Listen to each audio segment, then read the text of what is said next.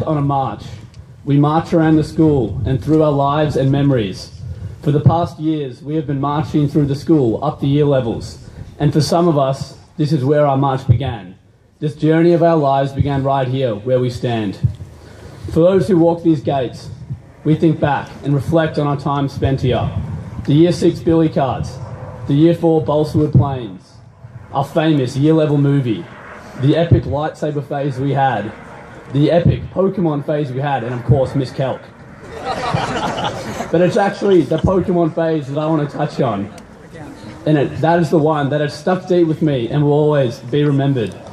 For our parents and teachers, Pokemon was just that weird Japanese game. But for us, it was much more than that. It was a way of life. I can remember playing it on my Game Boy Advance and my Nintendo DS on the train up to the Canberra trip. The great wins, the tragic losses, all elements that I would endure later in my life. This simple game would amount to so much. The bonds and friendship formed when playing it still last with me today. However, our time here was not all fun and games. There was, of course, some official business and learning to attend to. And while we stand here and reflect, we should also think back to the one and only, our head of the junior school, Mr. Toms. No, not about him falling off the stage in assembly, or about him proudly wearing his Sydney Swan scarf the year they won the Prem, but, of course, to his famous analogy about the donut. When we look at a donut, one thing strikes out at us. It's not the delicious cake in front of us, but actually the giant hole in the middle. Yet as we start to eat the donut, the hole disappears. Now, I know what most of you are thinking, and you are very confused as to what this has to do with anything. This is just how I was all those years ago, sitting on the floor in assembly, somewhat listening to Mr. Tom's ramble on.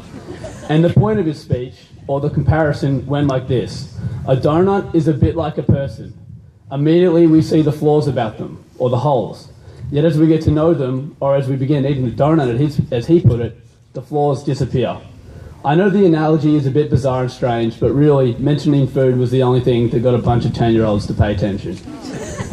And you see with this analogy, it's not just limited to getting to know others. As we endure this journey of life and childhood, we were exposed to our own flaws. But over the years, we began to find out just who we are, and our flaws have disappeared. We have understood who we were, and now who we want to become. Believe it or not, some of the members of the class of 2014 joined back in the ELC in the year 2000. And along the years, we've grown, not only in numbers, but in strength. We've been called many things as a year level. We've been called rude, silly, and disrespectful. But one word that perfectly embodies this year level is strong. As I mentioned before, this life, this journey we just endured through at school is a march. We marched through those gates on our first day, and today we march out of them. Despite the hardships and troubles thrown at us, we march on. We've had a rough journey as a year level. We've lost fathers, mothers, best mates, sisters and brothers, yet we march on. For you, Mickey Rowan, we march on. For Nick James, as we stand together as a year level, as one, as the year of 2014, we march on for him and his recovery. For all you boys out there, march on, knowing that there is over 100 other boys standing behind you.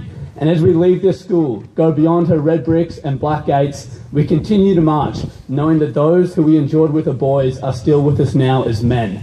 And for you Wilson House boys standing here, it is a cliche, but I'd like to emphasize that this school is the best school in the world, and you will have a fantastic time here as you continue on. And I would like to finish with a quote. This quote embodies what, as a year level, we have to think about in the next chapter of our lives. And I'm sure that some of you might have heard me say it before. It wasn't spoken by a famous warrior, successful sportsman, or important politician. This quote, believe it or not, comes from Pokemon. And it goes like this. The circumstances of one's birth are irrelevant. It's what you do with the gift of life that determines who you are. Thank you.